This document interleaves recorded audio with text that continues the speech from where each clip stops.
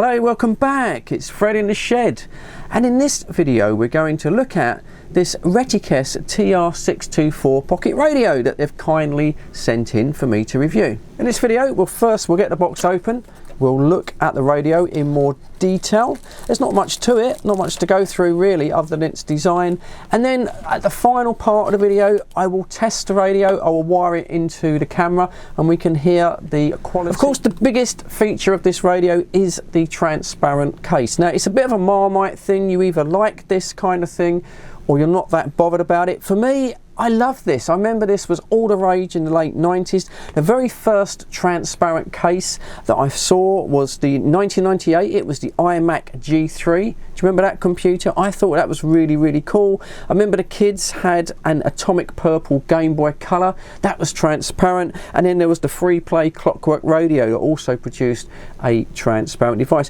And the beauty of this is that you can see inside it. You can see all of the components. Not that you get that many components nowadays on an AM-FM pocket radio. It is a one surface mount chip solution. You've got to put like a little semiconductor chip in there, and that's basically it. Everything else is just branching off the wires there to the ferrite rod AM antenna. The FM antenna, of course, will be the headphones, and we'll have a look at those in a moment. So yeah, you've just got a one chip solution now in these radios, and that's a good thing because I can't see a number or anything on this chip, but I guarantee that this chip is probably used in a lot more expensive products, so you're probably getting quite a nice quality receiver chip. But the radio itself, well, it's very, very light straight out of the box. It's also small. It's 90mm by 65mm by 25. It is very light. It's 58 grams without the batteries. It does not come with batteries. You have to supply them yourself.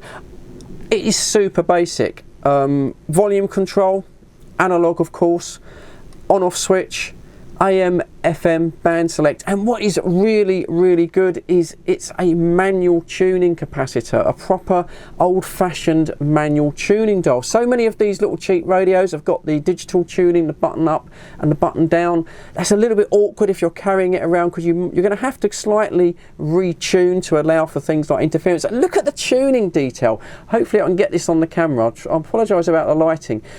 Instead of having a dial cord and little sort of wheels and runners and pulleys, I mean, you've literally got the tuning wheel there straight onto the tuning capacitor and a piece of flexible red plastic that just runs in a channel. Can you see that? I mean, what a simple, easy solution. I think that it looks really, really cool. I love this sort of kind of thing. The radio is supplied with a pair of in-ear headphones. No batteries, you have to supply your own battery. Just uses 2 AA batteries, cheapest chips, get them anywhere. But I've just noticed these headphones are pretty cool actually, because continuing with the transparent design on the radio, these headphones are completely transparent, including the wire as well. Obviously you've got a ceramic coating now on the wires, but the wires are transparent, and even the little 3.5mm is it's a stereo jack, so I assume the radio is FM stereo, but yeah, even the actual jack plug is transparent. That is amazing, isn't it?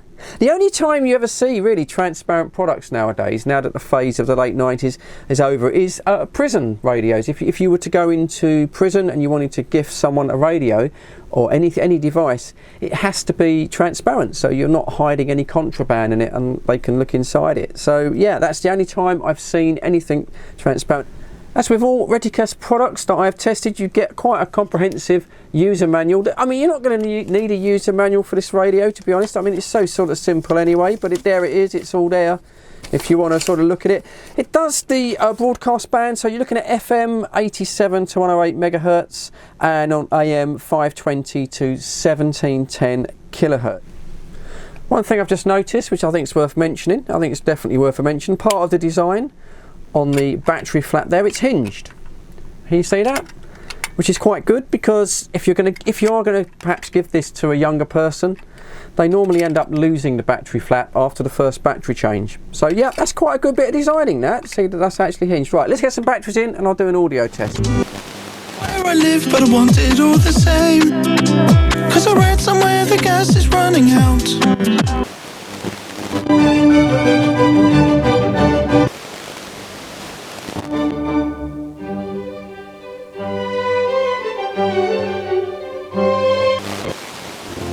Soon enough they'll be waking up from their dream.